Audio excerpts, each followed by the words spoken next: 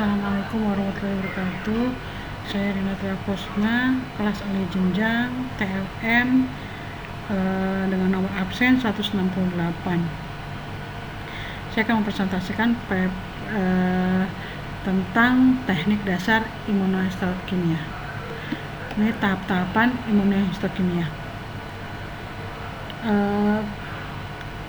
Tahapannya yaitu yang satu, pertama tisu section, 2 deparafinisasi, 3 endogenous peroksidase, keempat antigen retrieval, kelima penambahan primary antibody, lanjut penambahan secondary antibody, penambahan substrat, lalu dibaca di bawah mikroskop.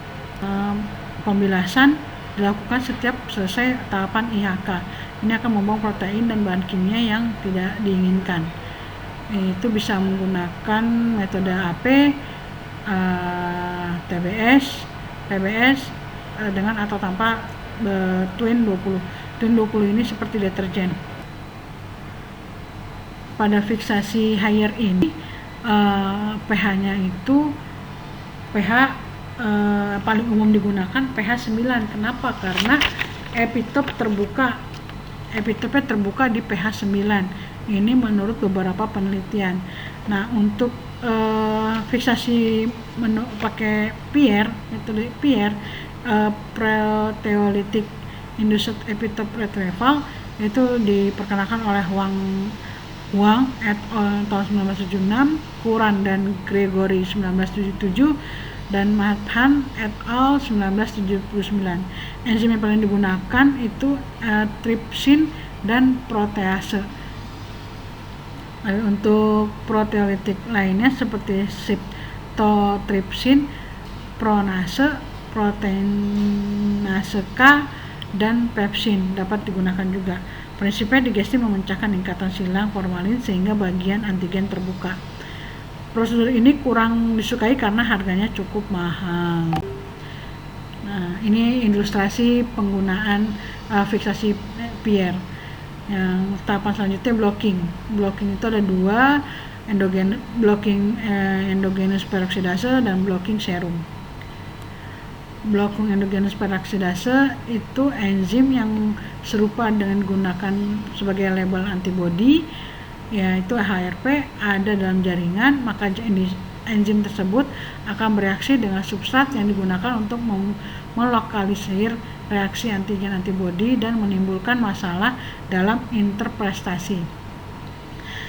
Menghambat aktivitas enzim endogen sebelum pewarnaan dapat menghilangkan reaksi positif palsu. Nah, jaringan diinkubasi dengan HRP dan substrat TAB tanpa inkubasi antibody primer. Jika jaringan berwarna coklat, maka blocking dibutuhkan. Inkubasi pada hidrogen peroksida 0,3% selama 10 menit pada suhu kamar. Nah, blocking endogenous peroksidase ini pemberian H2O2 akan menetralisir enzim seperti peroksidase dan biotin karena akan mempengaruhi signal dari antibody, khususnya pada metode HRP. Biotin vitamin B itu terdapat di beberapa organ kita seperti ginjal, hati, dan limpa. Alkali fosfatase adalah enzim yang banyak pada jaringan seperti hati, tulang, usus, plasenta, beberapa tumor, dan leukosit. Nah, aktivitas endogen alkali fosfatase atau AP diblokir oleh levamisol dan asam asetat 20%. Blocking serum. Blocking serum itu reseptor Fc yang ada pada membran sel makrofag, monosit, granulosit, limfosit. Ini kan merupakan jenis leukosit, dan beberapa sel lainnya mungkin secara teori mengikat bagian Fc dari antibodi yang digunakan untuk immunolabeling. Untuk memblokirnya, reseptor Fc endogen digunakan serum normal, makanya disebut blocking serum. Nah, antibodi primer mengacu kepada antibodi yang bereaksi spesifik kepada antigen yang dicari. Antibodinya itu ada 2, antibodi monoklonal dan poliklonal. Nah, tadi seperti yang sudah saya sebutkan di awal tentang prinsip dasar IHK, monoklonal itu lebih spesifik tapi kurang sensitif. Nah, kalau untuk yang Antibodi poliklonal lebih sensitif tapi kurang spesifik.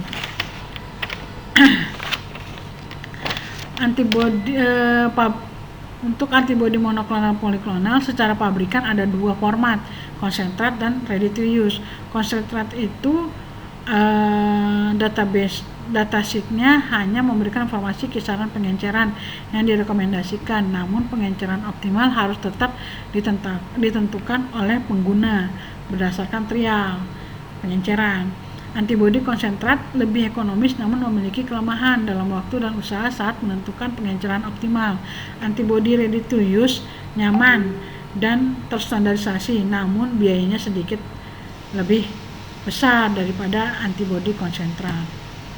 Nah, ini titer dan dilusi antibodi primernya. Titernya itu sendiri adalah pengenceran antibodi tertinggi yang menghasilkan warna spesifik yang kuat dengan background staining paling sedikit. Dilusinya adalah rasio antibodi konsentrat terhadap volume total pengenceran yang diinginkan. Larutan kerja optimal biasanya ditentukan dengan titrasi atau seri pengenceran. Nah, berikut titer dan dilusi serta gambarannya. Yang 1:10 itu masih backgroundnya masih berwarna, sedangkan yang diharapkan dari IHK ini backgroundnya itu tidak berwarna, polos. Ini berikut gambaran ilustrasinya. Di bawahnya 1:800, berikut gambarannya. Yang 1:200 ini memberikan konsentrat positif maksimal dengan tanpa background staining. Ini yang diharapkan. Nah, berikut adalah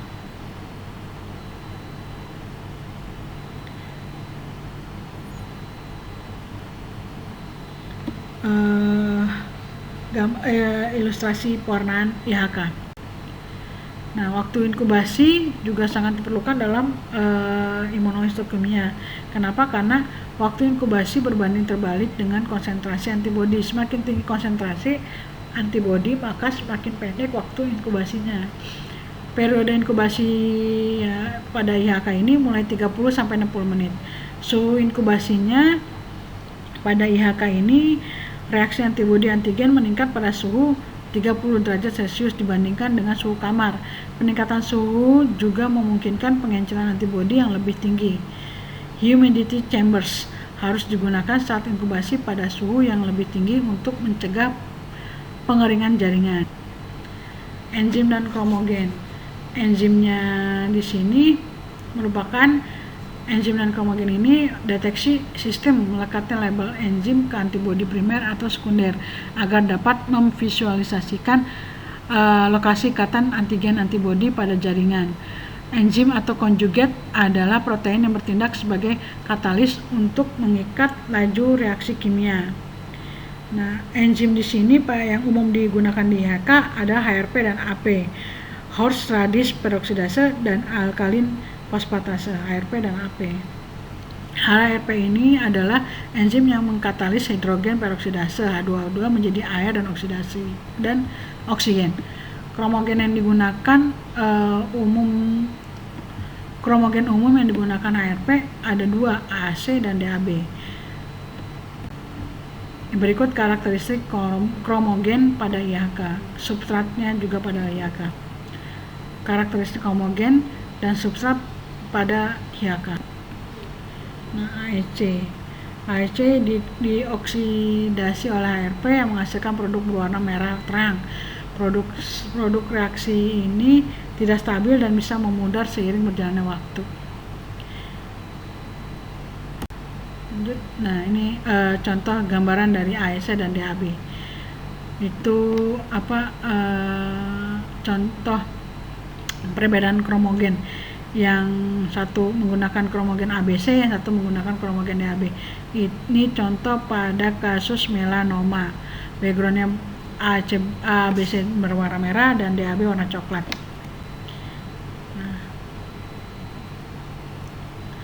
Ini setup laboratorium imunohistokimia. Alat dan bahannya mikroskop, inkubator, silen, etanol, mikrotom, refrigerator, serum BSH, citrat buffer, tris EDTA buffer, boiling source, primary dan secondary antibody, hematoxylin, citrat, diabetes solution, dan mikroskop. Ini contoh reagen dari Ultratrack antibody. Nah, berikut tahap-tahapannya bisa lihat di slide ini. Ini ada contoh-contoh hasil pulasan imunohistokimia menggunakan reagen ready to use. Bisa dilihat ada perbedaan dari background sama inti selnya. Baik, sekian, terima kasih presentasi dari saya. Assalamualaikum warahmatullahi wabarakatuh.